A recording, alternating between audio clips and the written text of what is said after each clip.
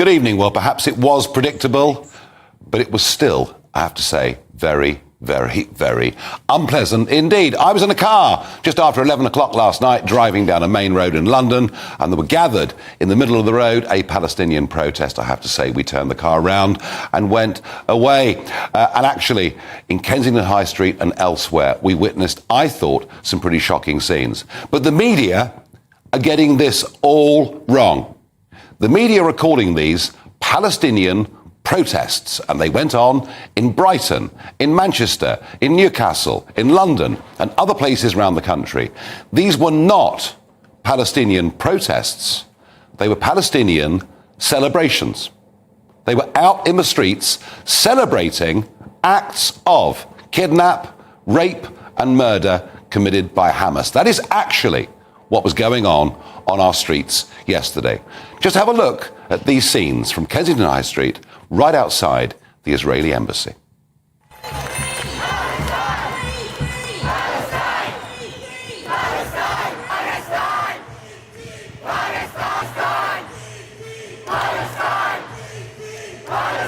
These pictures were from earlier in the evening. I can assure you, as the evening went on, there were bottles flying and things got a little bit more heated. But be in no doubt, this was a celebration.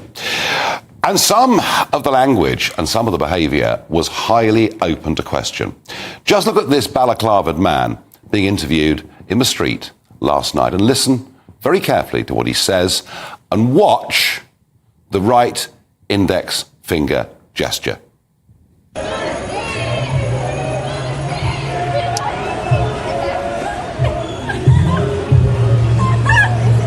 It's a big night for you guys.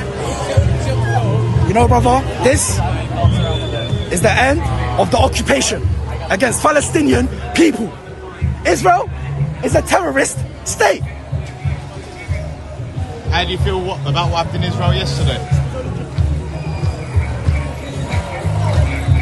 About the killings? How do you feel about the killings and the murders? Nothing? So there we are. Israel is a terrorist state. When he was asked about the murder of innocent civilians, he had absolutely nothing to say. And what of that gesture?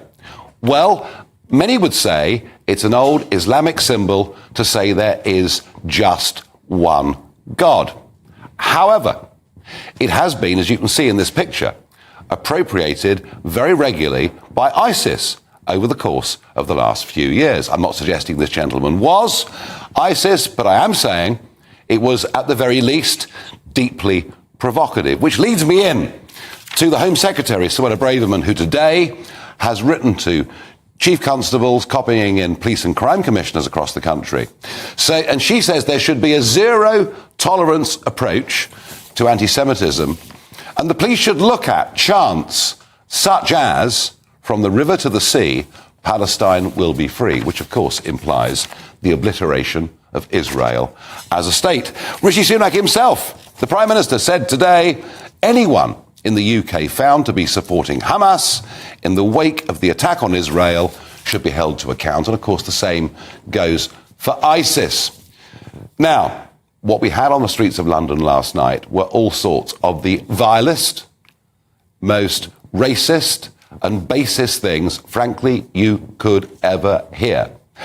And yet there were very, very few arrests. And I'm asking a question, should the police do more? You see, if any of you stood outside a mosque tonight in central London and shouted out foul abuse about the Muslim religion, I think within about half an hour, maybe 20 minutes, you would have your collar felt by the old bill. Should the police be doing more in this situation? Please give me your thoughts. Farage@gbnews.com.